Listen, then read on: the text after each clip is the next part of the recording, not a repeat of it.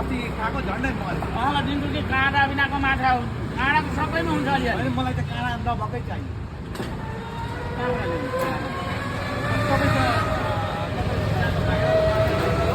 तपाईँसँग होला नि त अनि त्यो खालको खोज्नु कहाँ पाइन्छ? त्यो खालको खोज्नु दिमाग त उहाँको त्यतिकै तातिरहेको हुन्छ कि दिमागमा त कि अब मलाई थाहा छैन, तपाईँलाई थाहा होला नि त यस्तो कहाँ पाइन्छ त्यो हड्डी बिनाको माछा। हड्डी चाहिँ उयो भएन पकाउँदाखेरि। मेरो दिमाग तातिसकेको छ कि दिने भाइले सिधै कुरा गर्नु यो माछा लिन्छु नसेर कुरा गर्नु। तपाईँकोबाट लगेको त हड्डी थिएन त्यसको माछा के माछा थियो कि के माछा हड्डी त थिएन त त्यसमा कस्तो मिठो लाग्छ। हड्डी नै थिएन त्यसमा त तपाईँले एकचोटि पल्काउनु भयो अहिले चाहिँ भन्नुहुन्छ छैन। तपाईँकैबाट लगेर खाएको मैले अहिले चाहिँ भन्नुहुन्छ छैन।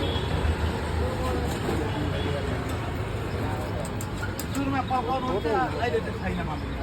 अब त्यो पल्काउनु भयो लास्टमा अहिले चाहिँ छैन भने त्यस्तो पनि हुन्छ क्या। पल्काएपछि त राखिराख्नु पो पर्छ।